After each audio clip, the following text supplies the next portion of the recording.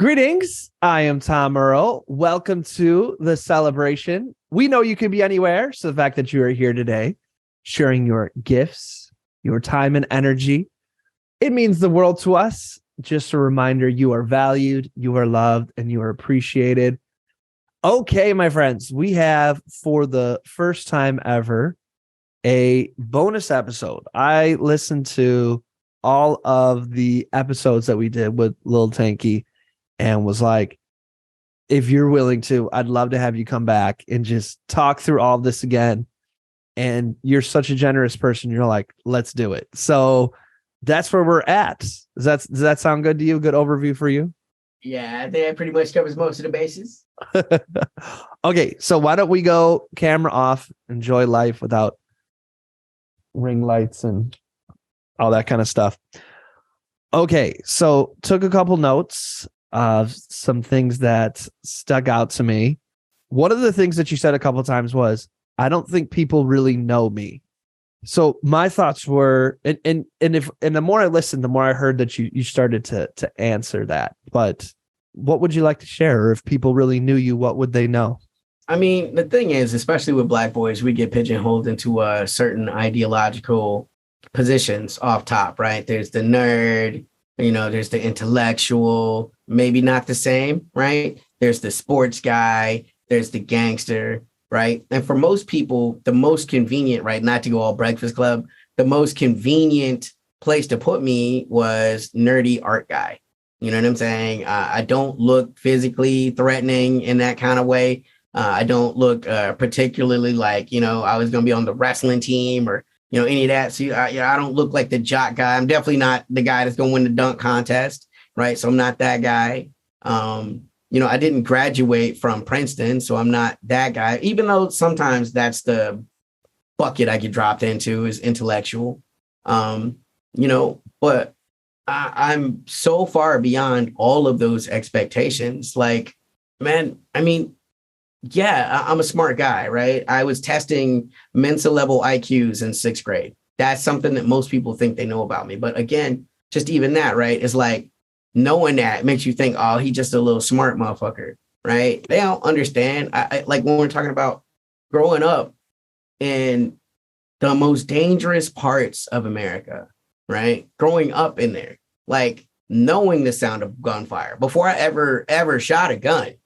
Being able to listen and be like, okay, that's a rifle, that's a shotgun, that's a handgun, knowing that because that's how it's popping off in my neighborhoods everywhere I go. Even when I'm in a quote unquote country, places like Mississippi, fuck, there were more guns than like even what I was hearing when I lived in Chicago. Go to New Orleans, it's more guns. Go to Arkansas, it's banging in a fucking rock. Like these are things that people remember maybe intellectually, right? But then you see me at Southern Fried, or you see me at Nationals, or, I'm at your venue and I'm doing a show, and you only experience me in the context of this competition, this very curated experience, right? Oh, that's the guy that does political poems, right? But you don't know me. You know what I've given you. You know the part of me that I have curated, and you don't even know if that's true, right? Because there should be no expectation of honesty in art. All of art is based on a kernel of truth. We take this truth and we embellish it in a dramatic and theatrical way so that we're able to pull upon the greater themes of whatever we as artists choose to express. I think about Picasso and Guernica. You know what I'm saying? Like, could I look at Guernica and think, oh, well, this is what a war looks like. This is exactly what a war looks like. No, it's an artistic depiction of what he saw, you know what I'm saying, in the Spanish Civil War, which, by the way, Franco won, a fucking fascist, and he stayed there. Hitler and Mussolini left. Now, I refuse to even go geopolitical again, but why didn't the NATO forces do something about the fascists in Spain, right? Like, if it was about removing an ideology, you left a very powerful, right? So like that's Guernica, and that's what he's writing about, the rise of the fascists there, right? When I'm giving you a poem, you're getting this one thing that I'm choosing to share, and people think that they know you because of that, right? These aren't people that know me. These aren't the people that came up with me. These aren't people, most of these people don't even know my middle name, but will tell you the truth of my soul. You know, Mo is this or Mo is that in a very explicit way that leaves no room for doubt, right? Authoritatively. But you shouldn't speak with that type of confidence because you don't have that kind of access to my life. You really don't even, not you, but the general you, right? Mm-hmm. It's dangerous to believe that we know you, Tom Earl, because we saw you do some poems or even we hung around you a little bit. You know, I'll give you a great example. Someone we all know and love, Cuban. I've known Cuban since he was 15. Like every time I tell a wild story about something crazy that happened in my life, Cuban happens to be part of that story, you know? Though we had lots of regular moments too, it's just lots of moments that me and Cuban are together and just the craziest shit in life happens, right? And this is a person that I've known since he was 15. I feel like Cuban is one of my favorite human beings on earth, but I don't know Cuban. I can't really say this is the heart and soul of Cuban. And that's my motherfucking boy. You know what I'm saying? Like we've been in literal life and death situations. I've known this man for more than a decade, been around him.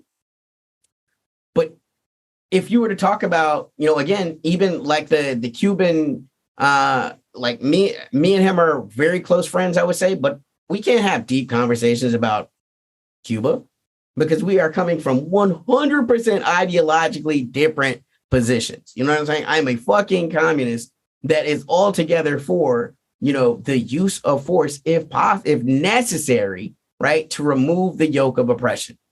Because most of the time someone fucking you over ain't gonna stop just because you say, please stop. You know what I'm saying? This is what what's his name? The Lion of Anacostia. This is what Frederick Douglass was talking about. Power concedes nothing without a struggle. You can still be a pacifist and understand, like, I choose peace. I want there to be negotiation. I hope that we can reach a accord that will allow us to move in a way where neither of us has to cause harm. But if harm is happening to me, I reserve the right to use whatever methodology I need to resist that oppressive force, right? And that is the whole idea of being a fucking tankie. What I can vote out, I vote out. Some shit you can't vote out. All right. Well, I'm glad I asked that question. Next one. What is some anime that you recommend or that you enjoy?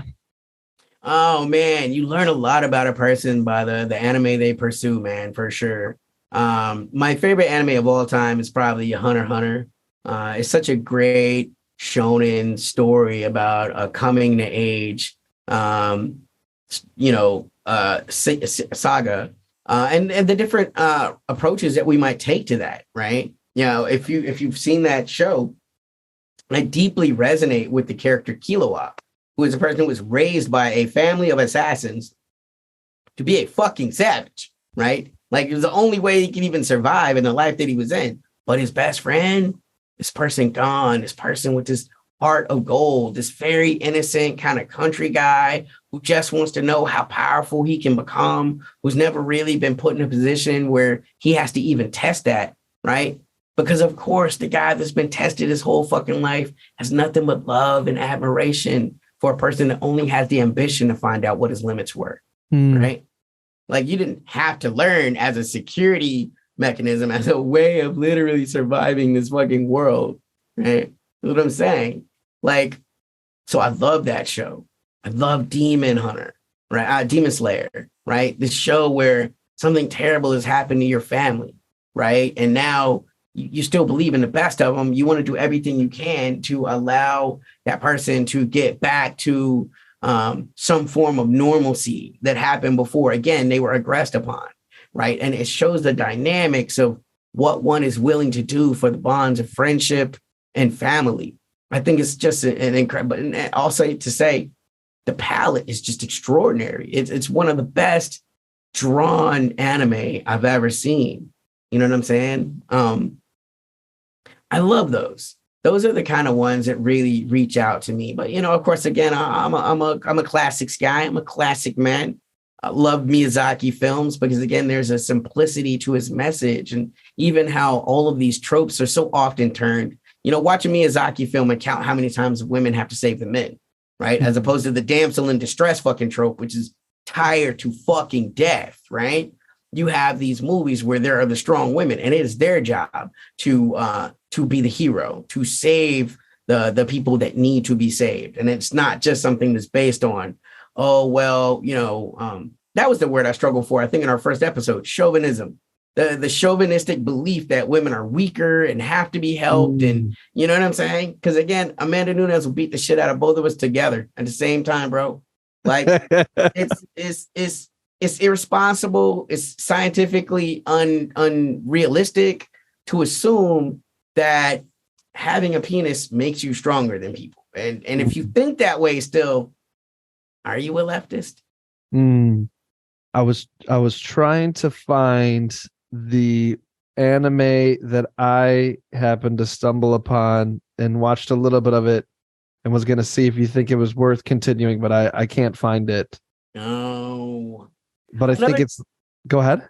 Oh, I was going to say another great anime is Attack on Titan. If you have the patience, it's very convoluted, like Game of Thrones level convoluted, actually maybe a step more convoluted, but really fascinating questions. Again, dealing with the nature of oppression and what is the responsibility towards freedom, like not in an American freedom way, but in a like, what are your obligations to self and humanity to do when you find yourself in a position of oppression and methodologies for resistance? I think it offers some really interesting insight to the human condition. Okay, here was one that I started. Castlevania. Have you watched that one? I love it. I fucking loved Castlevania. I enjoyed it a lot. But I'm a big gamer too. And I used to play that game and get my ass kicked when I was a kid. I never beat the game Castlevania, but I can watch the anime and see it. Yes.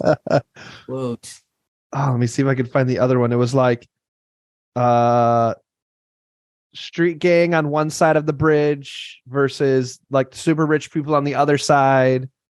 And I'm sure this sounds like most of them. And it was like a war that happened back in the day. And so kind of like the leader of the gang is trying to not have people go back into that. But then they like steal something from someone on the rich side on accident. And I don't know, is any of this sounding familiar? Oh, no. It does. I think it was on Netflix. Yes, Netflix. Yeah. I want to say it was like Arcane or something. Yes, that's it. Yeah. Have you seen that one? Is that one worth? I did. I liked it. I haven't finished it. My nesting partner loves it, swears by it. I think the score is incredible. Some of the best music I've ever heard in an anime. It's a little bit slow. It didn't catch me immediately, but there was some, I mean to circle back and check it out. I did not finish it, but I've heard people they swear it just gets better and better. It was a little bit slow for me at first, but there were some things I definitely loved about it. Okay, what about the one that seems to be getting all the awards? Love, Death, and Robots. Is that any good? I have not seen it. Not a single episode. I'm a classic man. I watch more old anime than new, man. I'm so inclined to just go back and watch Akira, watch fucking Ninja Scrolls, you know what I'm saying? Fist of the fucking North Star, Robotech, Macross, Speed fucking Racer, damn it. But I do watch a lot of new anime too, but I'm a big fan of classics because they're proven commodities. You know they're going to be good. Okay, Netflix is categorizing Enter Galactica as anime. Have you seen Enter Galactica? I have or not. Enter Galactic? Oh, no, I have. It's totally not anime. And here's a simple way that, I loved Intergalactic. I love that album, and it's probably the rap album of the year. Truly. I fucking love it, man. And I'm just kind of mid on Kid Cudi normally, but that's the greatest album I heard last year. But, in anime, it has one very simple thing that it has to have. When we talk about appropriation, why'd you cut your locks off, right? You're like, this is probably not my zone. Anime has to be originally written and penned in Japan by primarily Japanese fucking illustrators, man. Mm-hmm. That's not that much to ask for. Like, we don't call it cognac when it's made in fucking California. That's brandy. Cognac comes from the fucking Grand Champagne region of France. Can we let other cultures have these same kind of markers? You know what I'm saying? Like, this is not me virtue signaling. This is me dead ass being like, some things belong to other people. And the best we can hope to do is to experience them and be gracious that they've given us this gift to watch. This is why, like, everybody calls themselves weeaboos now, right? But like when I came up and watching anime, this is how fucking far back I go. We were called otaku, which is a term that we've taken as a term of endearment, although it's actually quite disparaging in Japanese. And it's the otaku is the outsider who looks in, right? Like you're not in the house, but you're looking in and you're seeing some things, right? Because you don't really belong to this house, but we're inviting you to look in. That's otaku. That's what they used to call, you know, Americans and Westerners that engaged in anime and like anime and keep that, you know, that tradition of viewership up. You know, that's how you avoid these sticky kind of Elvis Presley situations where now you got white guys. Oh, I'm the king of rock and roll. You know, Eminem, I'm the king of rap. I'm the god of rap. You know what I'm saying? Like, Intergalactic cannot be anime because it doesn't meet the basic requirements of what we call an anime. But it is fucking really good. And if you haven't seen it, you fucking should. Yes. Okay. Now I want to move on to a little music portion here. Boom. I want to share with you a Jay Electronica story that I feel like you set into motion. So you mentioned Jay Electronica, and so I was like, oh, what was that song I used to love? So I found it. It was Garden. The song's called Garden. I love Garden. And then so I go on really long hikes. Like I'll go on like 8-hour hikes once a week. Mm-hmm. And so I need awesome stuff to listen to. So the night before the hike, I was on IG stories and someone was breaking down Jay Electronica's Sunshine for the Spotless Mind song. Yeah, and absolutely.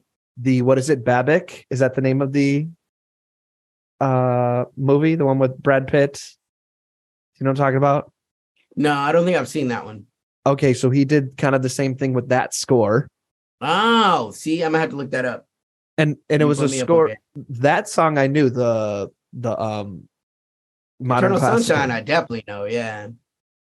So then I queued it up and I listened to it on my hike and was just in love with it. And then I was listening to our recording with you, and it's like a loop because then I was like, oh, you did mention the Eternal Sunshine for the Spot. You mentioned that. That's specifically what you mentioned. So I was like, I love it. Isn't that fun how just the universe just works like that? Man, I say sometimes, right? I think about string theory and I apply it towards consciousness. Like all of us are strings. You know, and we're doing our own little patterns in life. And because we are the string, you know, the little photon going our own path, we don't get to see the pattern. But if you pull far enough away, you can see the fucking rug. You can see the fucking sweater because all of our strings are coming together to make these fucking patterns. And that is part of that. Sometimes it looks like chaos, man, but sometimes we're just not far enough away to see the pattern. Or what is that like when people knit or photos, you know, where it's like on the back, it's all confusing and you flip it. You're like, oh, it makes sense. I love it. And that is how I feel about like most coincidences in life, man. Have you seen A Trip to Infinity on Netflix? I have not. Did you see Everything All at Once? Have you seen that? Absolutely. I've been in love with Michelle Yeoh since the 90s. I watch everything they're in. They're probably one of the most beautiful, most talented, most incredible actresses working in the world today. Yeah. And if you fuck with sci-fi, they're captain of Star Trek now. Oh, that's cool. Yeah. So I got really into Infinity this past year and the mathematics of infinity. And then if you place us as variables in an equation, that movie is, I don't know if that's the research they did, but it's what the theories of infinity talk about, that basically like every version of you, every decision you could have ever made has been made before and is being made and exists and does exist if we believe infinity. And I was like, oh my God, this movie's like that theory. At least it was amazing. It blew my mind. I loved it so much. Yeah, they're applying quantum mechanics as it relates to the particle rule, where these particles exist in both positive and negative in the same time. you can't explain that in Newtonian fucking physics. You're in this one place, you know, you're in this one thing, but all of these protons, all of these atoms are connected on a quantum level, which goes beyond just what we're able to experience in our 3 and 4 dimensions of human life, fourth being time. It's exactly. It's and the trip to infinity talks about that, and then they bring in like mathematicians and theoretical this and that. It's really dope how they break some of that stuff down from all different perspectives. It's one of my favorite documentaries I've watched in a long time. That for sure, man. That one and The Universe. Have you seen The Universe, narrated by Morgan Freeman? Have you seen that one? Absolutely. Isn't that amazing? Yeah, it's quite good. Oh, it's normally a little bit hard for me to listen to Morgan Freeman because he is what I like to call the lots of black friend, right? And he's exactly that kind of guy, right? When we're talking about like the white gays, like Morgan Freeman is the most popular black actor to white America because he's seen as the least threatening, the most, you know what I'm saying? The most polite, like all of those things. And though he has an incredible voice and is a pretty decent actor, most of his politics are kind of trash. You know, I'll listen to him talk about race. How do we fix racism? We stop talking about it. Fuck. What? Sure, bro. Damn, that's that millionaire thought, which reminds me always, class consciousness. Yeah, that was the other thing that you brought up. So first of all, I was like, okay, when I bring up Morgan Freeman, I just intuitively had this feeling.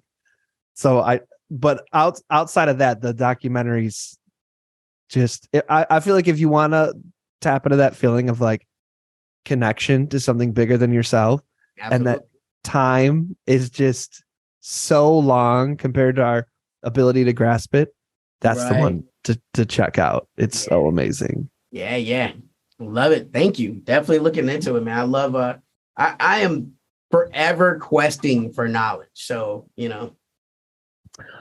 Okay, so on the music tips, I want to talk about Jay Electronica. Then I wanted to ask, what is some of the music that has just been hitting your soul lately?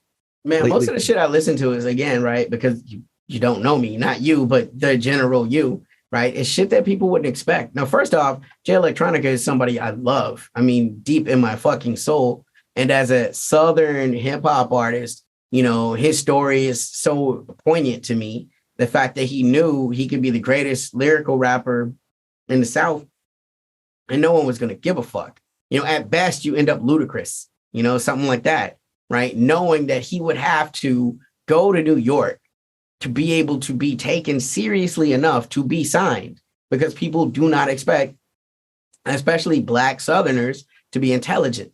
They don't expect us to be lyrical. They don't expect us to be clever, you know, and I think it's a great example to look at how maybe Jay Electronica is received in the greater hip hop conversation than, say, someone like Crit, you know, Big Crit, who I think is equally talented, right? But is a Mississippi boy, stayed in Mississippi, much smaller market. Like, that's what I was dealing with in places like Little Rock, Arkansas. The very critification, you know, it's like, oh, if you know, this little dude is dope. But he from Arkansas, right? I have had access to much bigger markets, putting myself back in a city like Washington, D.C., and embracing the art scene here, collaborating with the artists here, than I would have had in just a decade of creating these markets on my own, you know? So Jay Electronica is always someone, you know, I had to, not just from a lyrical point of view, but from a practical point of view, consider his life and the choices that he made to get to where he is. Music I'm fucking with, man. I'm a huge, motherfuckers don't know, man. I'm so goth to the fucking core, man. Like hood ass, goth ass, fucking sad boy. I love The Cure. The Cure is probably one of my favorite bands. I revisit them all the time. Radiohead, fuck with it a lot. You know what I'm saying? Yella Beezy, right? Bring it back to what I would think people would expect from me. Hip hop dude, you know what I'm saying? Eternally hurt and damaged for what happened to, you know what I'm saying, young Dolph. I mean, Dolph feels like a brother to me. You know what I'm saying? Someone you're in Memphis. Like that's the closest big city to where I was living. You know what I'm saying? Little Rock, population 250,000, but Memphis is a much bigger city and it's 2 hours away. Like I did when I was coming up in the poetry scene, I did so much work in Memphis. I was there probably at least as much as I was in any other city in Arkansas, not Little Rock.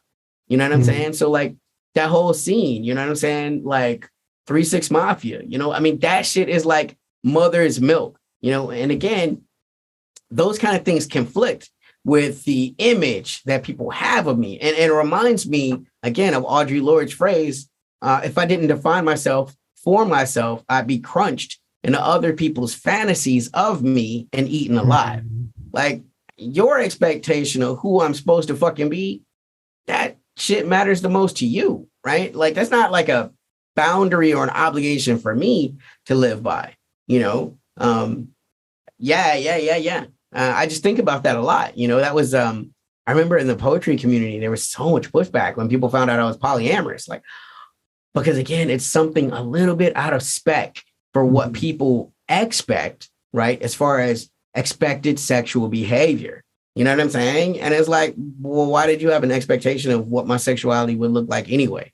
What is an acceptable way of moving through sexuality, except through the lens of, you know, of course, explicit consent and negotiation and all of those things, right? But once those terms are met, what happens with everything that's associated with sex is a little bit weird, right? No matter how that is configured, no matter how respectable we set up all of the other things. I mean, you can wait until you're married, both be virgins, only do it for procreation, right? And that sex is still going to be weird. Like there's no way you can, because it's what it is. It's something weird. So like those expectations, again, they become things that, you know, well, you're not what I expected. And people be disappointed and shit. And it's like, that's inherently paternalistic to be disappointed in someone. You know what I'm saying? Like, well, what's your position of power? Of what should I give a fuck? Like, you're disappointed, right? And so musicians, they kind of embrace that. Like my musical theory goes about that. It's not what you're going to expect. You don't expect a black boy who grew up in the country / grew up in the hood / grew up in the ghetto, right? To be like, oh man, I fuck with the pure, you know, I fuck with the Cure. You know what I'm saying? Like, you don't expect those kind of things, you know, fucking Deftones, you know, Rage Against the Machine, like all of that. Like, you don't expect that because you expect it's just going to be Eazy-E. You expect it's just going to be Biggie. You expect it's just going to be, you know, fucking Outkast. And of course, it's all of them, right? But also more. Because again, I am that stone that's in this stream, right? I'm still surrounded by the mainstream culture. And even though it never comes to the heart of who I am, I cannot help but be surrounded by it and influenced by it. The pebble doesn't have to be destroyed to be moved by the stream. By the way, we're a little bit over. Are you still good on time? I'm good. Let me know what's good with you. Okay. Have you heard Name It After Me by Juicy J? I have not. I will definitely have to check. I do much more of the group than the individual projects. Although when it came to the individual projects, the person I gave the most time to was Gangsta Boo, who is the real queen of the South, who again, R.I. motherfucking P. But no, I have not actually heard that track. It is my favorite, one of my favorite songs of all time. It's one of those that you replay over and over and over and over and over and over. It's really good. Yeah, deeply influenced by 3-6, deeply, but not just, right? Like the whole Memphis scene was really important to me coming up as an artist. You know, Ball and Jay, which again, if you're on the East Coast, you probably might not even know who the fuck they are, but they were like icons in the South. You know what I'm saying? Like everything associated with Jay Prince music and Rap-A-Lot, huge shit, this iconic, you know, Jay Prince, while not a rapper at all, is one of the most influential people in my life. The real king of the fucking South, man. Like as a black boy coming up, watching a black boy with nothing make something and have some real power to the point where this motherfucker got islands in Belize and shit. Like even that fantasy of just being able to leave this fucking country immediately, whenever you want. Like that's something that most black people will never have the ability to do.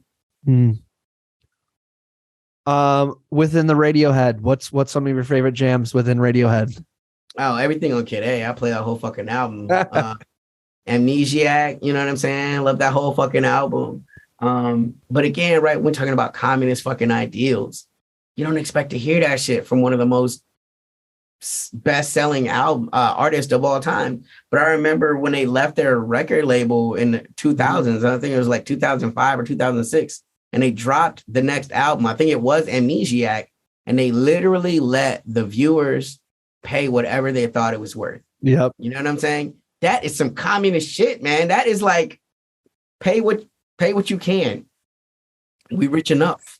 You know what I'm saying? Our time is worth something. So please give us something. But give us what you feel like it's worth. That is so fucking radical. The fact that, I mean, that right there should have changed the entire music industry. But capitalism would never let that happen again. Radiohead is big enough to be able to do shit like that. But once you put that shit out there, it's out there forever. That model is out there forever. You know, even when I was still doing poetry, that was something I took into my art. When I would have CDs out there, that ancient fucking technology, you know, I'm like, you know, hey, y'all pay what you can, you know, pay what you think is worth. I know what my profit margin is. You know what I'm saying? And most of the time you're going to do better than what you would have asked for. Sometimes you're going to do a little bit worse. But what's important is everybody that wanted access to your art walked away with it. There's something for an artist to get from that. I mean, way more than being a celebrity. You know what I'm saying? Shit, man, I'll give you a Midwest rapper who I fuck with quite a bit. Damn it, what the fuck is his name? Royce da 5'9". He's like, y'all hustling to be seen, I'm grinding to disappear. Man, that shit fucking moved me, man. I don't need celebrity. I don't need any part of fucking celebrity. But I would love to be fucking financially fucking, you know, again, free. I would love to have the financial freedom to never be seen again, to just go out, make fucking music. You know what I'm saying? Have me a little tiny house with 60 acres and 20 of my best fucking friends, living a communist fucking life where we're all out trying to have a society where we enact what looks like righteousness and goodness for us. I don't ever need to be on fucking, you know, Lifestyles of the Rich and Famous. I don't need a house in Beverly Hills. That's not me. That's not, if I had $70 million, I wouldn't do that. You know what I'm saying? Like you couldn't give me a house like that. I would immediately sell it because I have no interest in that. Right? Like those kind of ideals, man, they get out there and they show different people different ways to even imagine paradigm shifts, you know, and I want to make music that makes people challenge what their expectation of a Black boy from the South sounds like, what a leftist, you know, talks like, what they sound like, what they think like. Because I tell you, man, it's a big old left. It goes much, much leftier than what we're offered as terms of like leadership. That really resonates with me. That was one of my ahas this past year, was also that the rejection of fame. And a big part of that, I have to give credit where credit's due, is you talking about over and over again, the human mind is not designed to be famous. No. I mean, look at what it did to Kurt Cobain. Look at what it did to him. Look at what it did to Pac. Look at what it did to Biggie. You know what I'm saying? Look at what it did to all of those people that died. The 27 Club, Amy Winehouse. Like, she just wanted to fucking sing, man. Like, all that fame, everybody questioning every fucking thing you do in your life. You know what I'm saying? There are people that have survived that I'm kind of amazed, you know? I think about homie from the fucking Red Hot Chili Peppers and shit. It's like, damn, bro, every time you fell off the fucking wagon, there was Kurt Loader. Like, oh, damn, you on heroin again. It's fucked up. You know? And it's like, damn, can we talk about the new song that I just dropped? You know what I'm saying? Like, I do. But because of celebrity, that's not where you at, right? People are invested in every aspect of your life, man. Okay, that transitions into one thing that I wanted to bring up. I don't know, man. I think there's some nuance for appreciating Jay-Z. And I feel like, and I could be totally ignorant, that I feel like that it's possible that he's working on levels I just don't get. You think so? That's just a feeling that I have. I leave the possibility for all possibilities, but I also look at what are the most probable things. How many billionaires do you know are radical people?